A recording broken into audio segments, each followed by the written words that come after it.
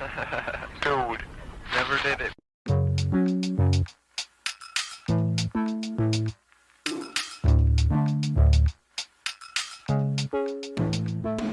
Welcome back to Never Did It. My name is Jake Ziegler. I'm here with Brad Garoon. Let's talk about some movies from 1968. First, let's talk about the one that I chose for you. It's Mel Brooks' The Producers. I was very surprised just that you hadn't seen it. It's the first film from a comedic legend, spawned an amazing Broadway, unprecedented, maybe not unprecedented. I don't know anything about Broadway. It was precedented. It was probably precedented. It was an unbelievable Broadway run. I mean, it was huge. It was, amazingly successful. Then they did the movie musical. It, showed up in Curb Your Enthusiasm. I mean, it was a whole big thing. So, I wanted to take it back to where it all started for that show and for Mel Brooks himself. And I also just think it holds up and it's just really, really laugh out loud funny still. And I just wanted to share it with you.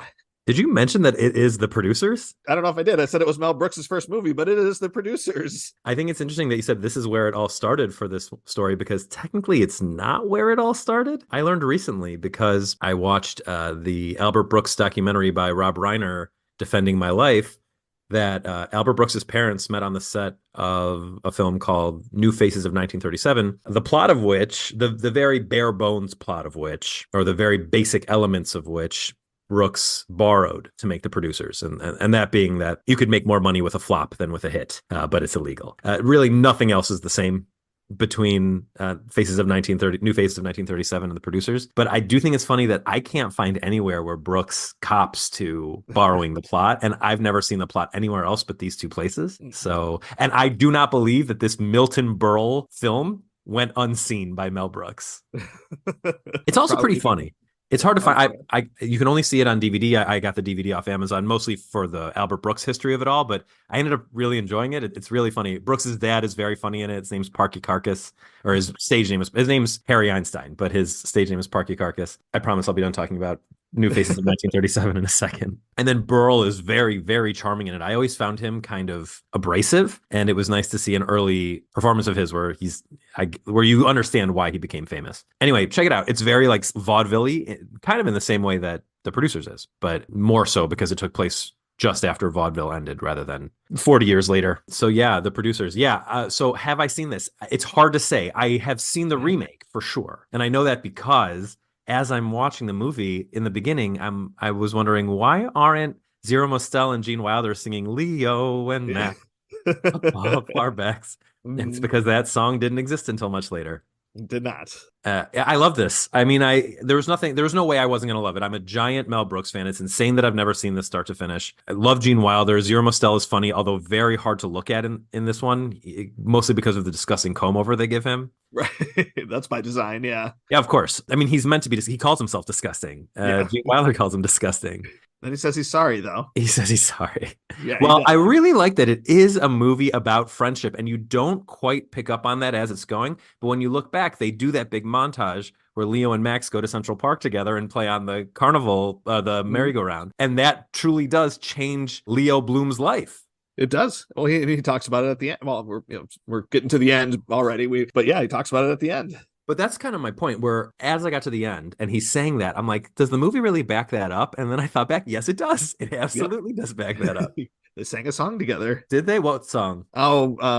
They sang something. I don't know, it was not like a big musical number, but like they sang just like together. They were singing something. I can't remember what it was, but yeah. The whole thing's very funny. It's interesting that Brooks's career, he's directed 11 movies. You can kind of split them up into three categories. There's the complete slapstick, which was more evident in the end of his career. So that's like Robin Hood Men in Tights, Dracula Dead and Loving It, which are more in like the Airplane mold where there's a gag that wouldn't be in every scene in real life. Then there's the straight comedy, which he wasn't very good at, and that's Life Stinks. Even like Young Frankenstein kind of more falls into like the straight slapstick, but that's well done.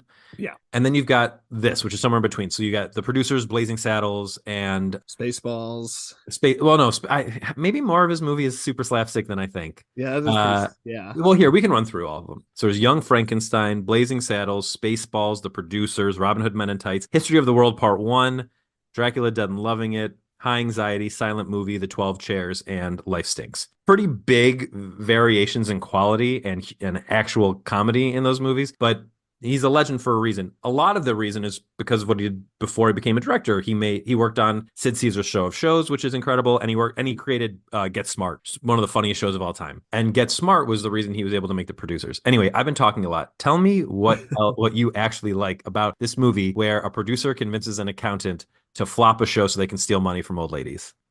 Well, it's the perfect tag team of comedy. It's like it's like the Hart Foundation of comedy, where you've just got this perfect balance of Zero Mostel and Gene Wilder, who are so they're perfectly matched in their mismatchness of their personalities are like just entirely opposite. Physically, they're entirely opposite. The kind of comedy they do is entirely opposite, and it's just so opposite that it comes together perfectly together. Their timing is great together. Just the way they interact together, everything they do together is just so well done. There's so much fun to watch. All their little lines together are funny. I love all of that. I love just looking at him, the playwright, the guy who wrote the play Springtime for Hitler. Almost every single thing he says is funny, and the way he delivers it is funny. I just think everybody in this movie is really funny. So that guy is played by Kenneth Mars. Kenneth Mars was a giant of physical comedy in the 60s, 70s, and 80s. Mm-hmm. I need you to see, or maybe you've already seen it. Have you seen What's Up, Doc? The Bogdanovich movie. No, I have not. You've never seen a Bogdanovich movie, right? I think that's like I think that's my big thing. I don't think I've seen a single one. Man, they're great. God. Oh, I know we're changing that a little bit already on the podcast because I know I've got Last Picture Show for You at least. And I may have snuck What's Up, Doc in there because I watched it recently. And it's basically Barbara Streisand as Bugs Bunny. It's so funny. And Kenneth Mars is in it pretty much playing the same character he plays here, except instead of a Nazi, he plays a Eastern European musicologist who's insane. He's amazing. Actually, there's a lot of things in What's Up. There was something else in What's Up, Doc, that reminded me of this, and I can't remember what it was now. Oh, it was Lee Meredith. So she plays Ulla, the Swedish assistant that that Max Bialystock buys as a toy for himself when they come into money. She plays. That's not from What's Up, Doc. That's from, man, I love this era of movies. That's from The Sunshine Boys with Walter Matthau and George Burns. She plays essentially the same character in that movie. That movie's about an old vaudeville team who hate each other, having to get back together and do their shtick for some kind of big reunions TV special. And she plays a hot nurse that they hire to be in their skit. And she's just basically really hot. The same part. Yeah, basically the same part. Yeah. It's the same. Well, and what was really fun about watching this too was we kind of did this a little bit early on the podcast. We hadn't actually planned on doing this one, but my 11-year-old daughter says to me one night, she goes, "Hey, Dad, I got an idea. Can we watch The Producers tonight?" And I was just super excited by that because she had wanted to watch the musical, but she knew that we had told her that this other version existed. So she's like, "Oh yeah, we'll watch that one first," because she's got a touch of her dad's OCD in her where she's like, "Oh yeah, I want to watch that." And so she's 11, but like she's learned about the Holocaust and Hitler and everything, and she knows what that is and like what Nazis are and everything. And I didn't really tell her what The Producers was about so much. Like, so she's kind of watching it and she's seeing like jokes about Hitler and like jokes about Nazis. And then the first time like Springtime for Hitler starts up, she's kind of like her eyes got kind of big and she was kind of like she wasn't sure if she should laugh, and then she kind of like started uncomfortably laughing at first, and then it kind of as it went on, I think she got a little more comfortable and then just started kind of laughing a little bit more and laughing out loud more just at the silliness of it. It took her a little bit to get used to the idea that this was something that could be made funny. I just kind of had to tell her, I was like, it's okay for Mel Brooks to do this, but we wouldn't just let anyone do this. Well, it's funny you say that because the first person to really do this was Charlie Chaplin in a movie that we're going to be talking about soon, The Great Dictator. And Chaplin is not Jewish, but Chaplin was about using comedy to bring dictators down a peg. And I think this movie is really important because your daughter's reaction was the same as the audience's reaction in the theater when they were watching Springtime for Hitler, because when the show gets funny is when the show falls apart. And when Franz Liebkin, played by Kenneth Mars, starts getting upset because it's not what he thought it was going to be. And it reminds me of just a few years ago when people were very upset that Taika Waititi was coming out with Jojo Rabbit. You can't have a movie that makes fun of it. It's like, first off, yes, you can. This is how you bring them down. Also, it's been done before too. It's not like Taika was the first one either. Well, that's what drove me crazy. When Jojo Rabbit came out, I'm like, did we forget that The Producers came out twice? Yeah. I mean, what are we doing here? And then Death of Stalin does the same thing to the entire Soviet hierarchy. I just don't understand why people think that everything is so precious. I mean, look, we live in a time now where people are walking out of poor things because there's sex scenes in it, pretending we're not adults. Did Viv like this version of The Producers? She did. Yeah, she liked it. I think she'll like the musical more just because I think, she's 11 and I think it'll just kind of be more toward, more to her sensibilities. But she did. She liked it and she laughed quite a bit. And it's, I mean, it's a 95-minute comedy that zips along pretty quickly. So yeah, she Really did enjoy fast. it. So, and I think there's some jokes, that still went over her head, but, there's enough broad comedy and, silliness in it where yeah, it worked on my 11-year-old. So. I think there's a couple jokes that went over my head because this is very of its time. Like a lot of jokes are jokes about hippies. And because I wasn't around for that, I don't think the entire character of LSD, the main actor who plays Hitler in Springtime for Hitler, I don't think I totally got it. He's really funny though, still. Hilarious. Very interesting though. He doesn't have very high billing on, let's say, like Letterboxd or probably on IMDb, but the actor's name is Dick Shawn, and on some of the promotional posters at the time, he was third billed. Really? Yeah, and I don't get that. Was he like a bigger name? He must have been. It must have been one of those things where someone was like a flash in the pan. Like, we're going to look back on Logan Paul being the Intercontinental Champion right now and be like, what was that? Yeah. I'm really happy. And it gets me closer to finishing my Mel Brooks filmography completely. I think now all I have to watch is the 12 Chairs, and I'll be done. I saw it a long time ago. My friends and I, my friend Nick Franklair and Jeff Richardson, who gets mentioned on the show almost every year at this do you think point. you talk about Jeff Richardson enough? Jesus. Yeah, we did. We did these back in high school. We had like an independent study class where we did films, and we did this. We did the whole Mel Brooks run back then. That might be the only time I've ever seen the 12 Chairs, and I just remember we all thought it was just crazy boring and not funny. But we were like 18 then, so. I'll say this. There are 2 restaurants in New York City now called the 12 Chairs. I have to imagine because of Mel Brooks, and they're very delicious. Yeah. They're Israeli cuisine. Very good. Okay, so that is the producers on which we agree. Now we're going to fight. I gave you the very important sci-fi film, Planet of the Apes. Because it's like the birth of a giant genre of mega sci-fi blockbuster things that have endured the test of time. This series is in one fashion still going today. We've got a Kingdom of the Planet of the Apes coming out in a few months. But you didn't like it. But before I go too much further, I 100% agree that it is an important movie. I understand why it's important. I think that if I had seen it in 1968, it would be mind-blowing. I understand like why it's influential, and I get all like those sort of things. I just kind of thought it was boring. I thought a lot of it dragged on really long, like all those hearings and everything was just like, man, this is all so boring. Like I was like, just get to the fireworks factory, like that was how I felt like through most of it. I'm so sorry. But it's not an Itchy and Scratchy cartoon. I know. It's Planet of the Apes. So I watched this 2 years ago. I didn't rewatch it for this because I remember it really well. I watched it at some point during COVID. I'd never seen it before. I thought it was going to be schlocky and kind of hard to take because the ape costumes, the mouths don't move very much. So I thought that was going to be really distracting. But I was really taken by the fact that the movie is a courtroom drama. I was really into that. So the thing that you found boring, I was like, oh my God, I can't believe this is a legal thriller. This is crazy. You also mentioned when you were texting me about it last night that Charlton Heston being happy that his female colleague died in the beginning of the movie because she couldn't handle. I was like, yeah, man, it's a sci-fi movie from the 60s, of course. Oh my gosh, like it was so, and yeah, like I'm not suggesting we canceled Planet of the Apes, but it's just like it's so jarring sometimes, like when you're not expecting that, and it's the weirdest thing too because he's speaking it to another woman, who he's trying to get with, and he's telling her about how basically he and his friends were going to gang assault this poor colleague of theirs, and he's just like looking on like wistfully off into the distance about it. It's so weird. And I had such a weird reaction to it. I did not, like, you watch an old Bonds movie like, oh yeah, this is coming, and I'm just kind of ready for it. This was just like, yeah, it threw me for a loop. I think you can assume that if Sean Connery would have said it in a movie, Charlton Heston would have said it in a movie. Absolutely. I think that's fair. I know this now. I won't be surprised. What I find so interesting about Charlton Heston is he used to be a big civil rights activist and then switched and became the biggest Republican ever. But yeah, I don't know. I was so taken by this movie. I thought, I'm like, oh, all the things I love about sci-fi. Well, not all. I was thinking about this earlier.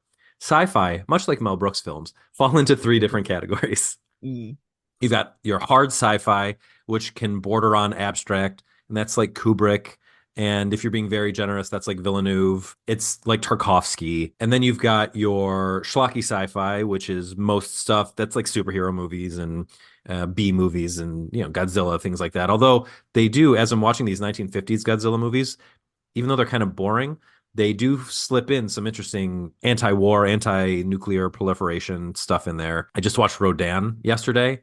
It's awesome, kind of, which I didn't expect. It's Rodan. I mean, it's just about a giant bird. And it's just like it escalates in a cool way. The movie's about how you shouldn't be mistrustful of your fellow man because there's bigger stuff going on that you need to worry about. Thought that was cool. And then you've got your in the middle, and that's this, and that's most sci-fi, I think. And this movie to me is it's the getting out of the 1950s campy, low budge kind of mode and getting into blockbuster mode for science fiction. Kind of like a forerunner to Jaws in a way. They kind of because Jaws was like a first big summer blockbuster, so you can kind of go back even a little bit further and get Planet of the Apes, kind of as it's like a genre version of it, right? Because I don't think that something like Planet of the Apes, guys think they're on a different planet, and let's talk about that in a minute. Yeah.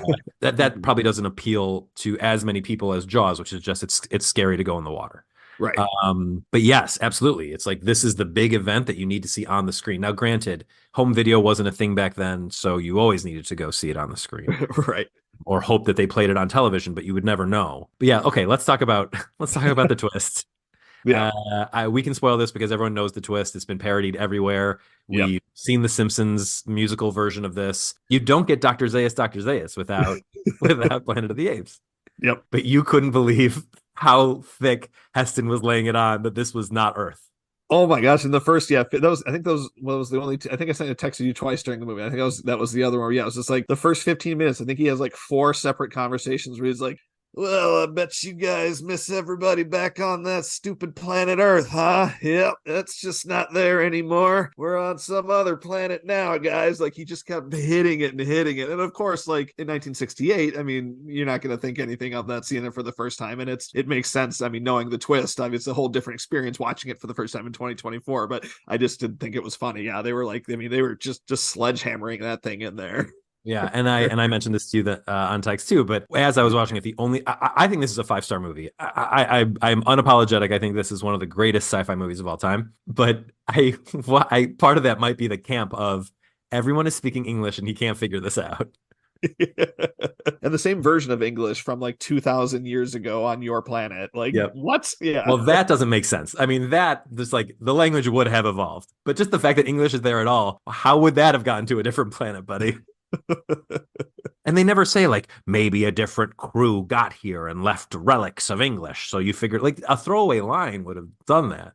Yeah. Anyway, I love it. What do you think of the subsequent? Now, I've never done this, and I've been distracted now by Godzilla movies, as I've mentioned the last couple of weeks. Watching all 56 Godzilla movies I'm trying to do. I'm in no rush. I'm like gonna get to them when I get to them. Wow, yeah, that's a lot. But I've watched like 6 of them already. They're short. They're like 90 minutes each at most.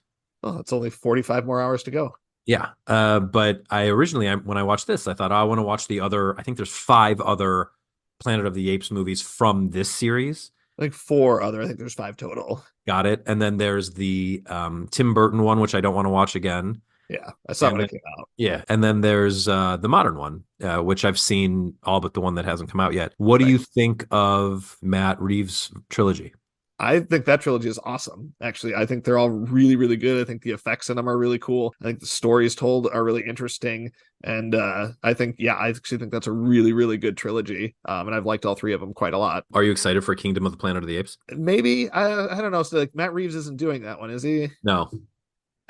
He's busy with the Batman. That's right. Yeah, he's got to do the Batman. I wouldn't say I'm like super stoked for it, but I'm not like against it or anything. I'm not like anti it, but I'm more in the middle on that. Like I don't know. I thought it was a really good trilogy as it was. I don't think it really needed a 4th of that one. But I mean, I don't know. I've been wrong a couple of times recently on stuff where I was like, that's going to be stupid, and then I ended up thinking it was very okay, or enjoyed it. So, but no, I'm not like super stoked about it or anything yet. It's being directed by Wes Ball. Have you seen any of the Maze Runner movies? Yes, I think I've seen the first 2. Are there 3?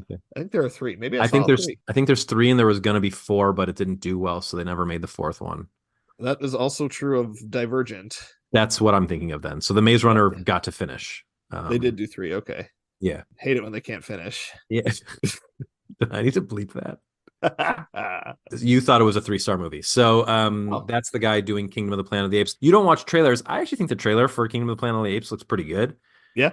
And I'm not the biggest fan of, I like them, the newer Planet of the Apes movies, but I don't love them. But then after this, Wes Ball is directing the Legend of Zelda movie. Oh, So interesting. there's a lot, that's a lot at stake. I don't envy him. That one's going to be tough. Oh my gosh, people are gonna freak either way. Yeah. Yeah, I do love those games. Do you want to talk about our best movies of 1968? I do. Yep. Okay. Yeah. I only have 4 movies from 1968, but I could do All a right. top 4. Here's my question about 1968, though. Yes. Talk to me about Oh, I have a top 5. I'm sorry. Whoops. Sorry. because I have the producers in 1967. Yep. What's the deal there? It didn't come out in the U.S. until the March of '68. Where did it come out before that? I don't know. Let me see. And I noticed that because originally I had producers down for you for '67, but then I noticed it got Oscar nominations in '68, and that's why I was like, oh crap, it didn't come out in the U.S. until '68, so that's why I changed it.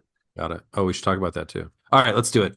Well, both of them were nominated for Oscars. The producers was nominated for 2 Oscars, and it actually did win one of them. Gene Wilder was nominated for Best Supporting Actor. He unfortunately did not.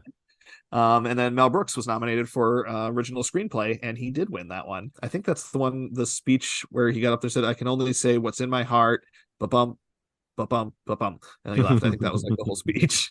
So he did that. And then Planet of the Apes was also nominated for 2 Oscars. It did not win either of those Oscars. It was up for Best Costume Design, and it was also up for Best Score. And it was given an honorary award. Makeup wasn't a category at that time, a competitive category, but they did give it an honorary award just for outstanding makeup achievement. So it has that. Cool. All right, you want to talk about top 10s or top? I know I have a top 10, but you want to tell me your tops, and then I'll tell you my top 10. Yes, because I've only got a top 5 for that year, and I hate to do this to you, but my number 5 then is Planet of the Apes. While I appreciate its historical value and understand its importance, I was really bored with it. I did not expect or want to see a courtroom drama with it, so that's my number 5. My number 4 is the Zeffirelli version of Romeo and Juliet, which I don't remember seeing since high school, but somehow I have it ranked on Letterboxd at 3.5 stars, I guess. Okay. So that's my number 4. My number 3 is Who's That Knocking at My Door, Scorsese's first movie. And then my number 2 is The Producers. And then number 1 is an easy choice for me, 2001: A Space Odyssey. Okay, so we only share 2 movies on your top 5. That's interesting. Yeah, my number 10 is Barbarella, the Jane Fonda Odyssey psychedelic sex movie, directed by Roger Vadim. It's being remade now. I can't remember who's playing Barbarella. I think maybe Sydney Sweeney would fit. Yeah. Yeah. My number 9 is a movie called Blackbeard's Ghost. It's a Disney film starring Peter Ustinov, directed by Robert Stevenson, where Ustinov plays the ghost of Blackbeard, who helps Dean Jones be a football coach at a high school. It's hilarious. My number 8 is Night of the Living Dead, George A. Romero's first zombie flick. I'm kind of surprised you don't have this. Have you not seen Night of the Living Dead? I feel like I have. I just must not have it marked on Letterboxd or something. But yeah, I'm pretty sure I've seen that. Fair enough. My number 7 is Rosemary's Baby, another one that I was surprised didn't make your list at all. Never did it. That's one of my, it's another one. Yeah, big one on my list of my never dids. I wish you could see the face I was making, right? I mean, I did see it. Yeah, I saw it. Yeah, pretty wild. My number 6 is a fun movie I just saw recently called Hot Millions. It's another Peter Ustinov movie. I'm in the bag for Ustinov, but this one, he plays a con man who tries to steal money from a tech company, securities company. And he and Maggie Smith are just having like a hell of a fun time defrauding Bob Newhart. It's really funny. It's very British. My number 5 is 2001: A Space Odyssey. I might have to watch this one again. I watched it for the first time just 3 years ago. I don't know. It didn't connect with me the way that it connects with basically everyone else. So I do think I need to rewatch it.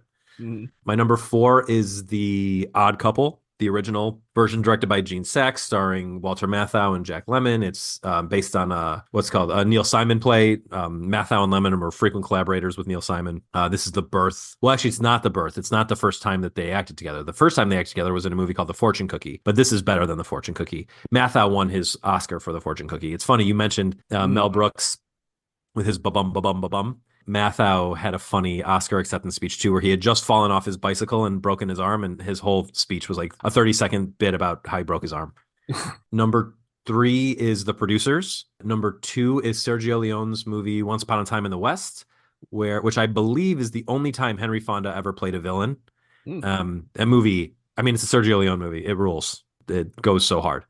Yeah. And my number 1 is Planet of the Apes. Mm-hmm. But that's it. Thanks for being with us on Never Did It. We'll be back with 1940. If you want to know what is coming out next week, go to our Letterboxd profile. You can find me at Brad Garoon on Letterboxd. I think, Jake, you're Jake Ziegler on Letterboxd. Yep, it's Jake_Ziegler. And both of us have pinned to our profiles our Never Did It podcast list. You could also just search for the Never Did It podcast list. And the 2 movies that will be discussed on next week's episode are always at the top of that list. We have a Facebook page now as well. You can check that out at facebook.com/Never Did It podcast. I'll be posting on that with new episodes and just fun updates from time to time about what we're watching and what's coming up. So check that out. And thank you for joining us for Never Did It.